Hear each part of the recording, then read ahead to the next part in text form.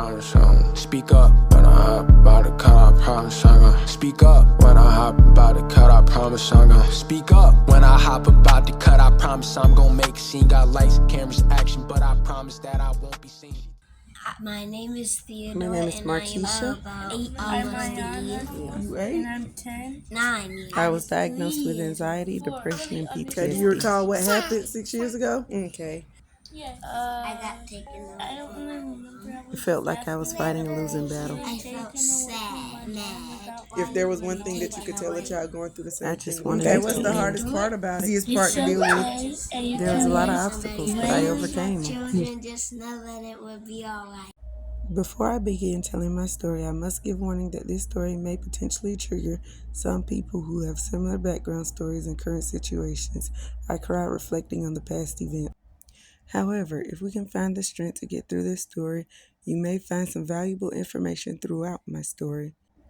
If you don't think you can, I understand, and you don't have to endure the agony, guilt, or the emotions. Just remember you're strong and will come out victorious if you never give up. You can still leave questions in the comments, and I will try to help you even if you can't continue. I was disappointed with myself because the guys I had children with did not want to take part in the constant growth and development of our beautiful children. On top of that, my mom passed away about 2 months after I had my first child, and the guilt caused me to fall into a deep depression, and the insomnia also began to settle in deep, dark, and heavy, and I wanted to die. I broke her heart. I had to be responsible. I had to be guilty. The last time I spoke to her, we were in a heated argument. Her words hurt, but I still regretted the words that spewed out of my mouth from that hurt. And the day I sought to apologize, I got a phone call from my father saying she was gone. But I looked at my oldest child and said, I need to live for him because I'm the only parent he has. I never properly grieved her loss. I pushed through it and I occupied myself with trying to be as great of a mother and as wonderful of a person as she was. So time went on as it always does. I would not look in the mirror because the guilt with the loss of my mother still haunted me, and the guilt of my children basically fatherless because of me. I was beating myself up, attacking myself. I looked a spitting image of my mother. I hated myself. But my children were not going to see it. I had to hide it, keep going. 3 years worth of time went by. During that time, my family and my daughter's dad kept trying to encourage me to leave my childhood home and move closer where I can get a job and help. I was reluctant, but eventually I took that chance, again packing up my children and moving back to the place I didn't like. My granddad had bought a house and was renting it out at first, but his tenant refused to pay rent, so he had them legally removed and they destroyed the house. It was vacant by then, so he let me and my crew move in. I started a job soon after, and the setup was perfect. I got to make my own schedule. I'd get the older kids on the school bus, take my youngest to my grandparents, and then go to work.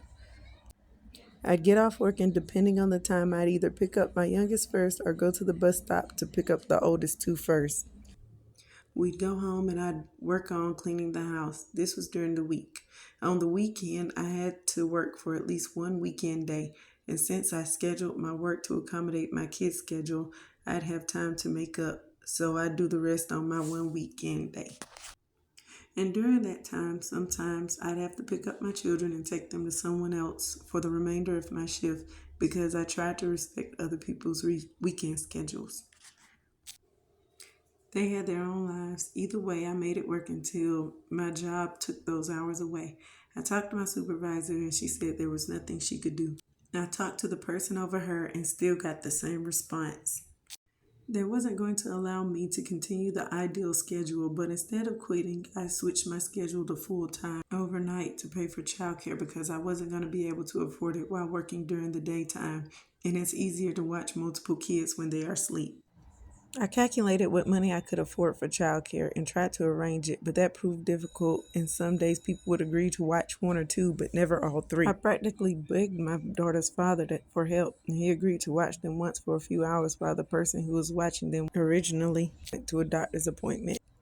But when I started working at night and communicating the situation, he was adamant I had help and refused to help.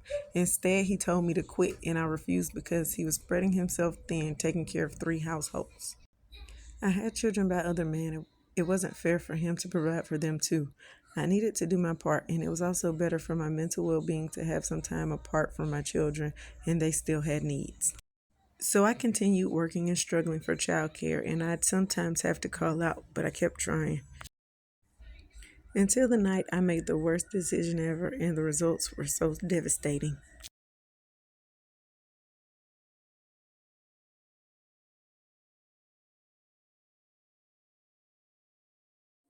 I shine so bright, you might go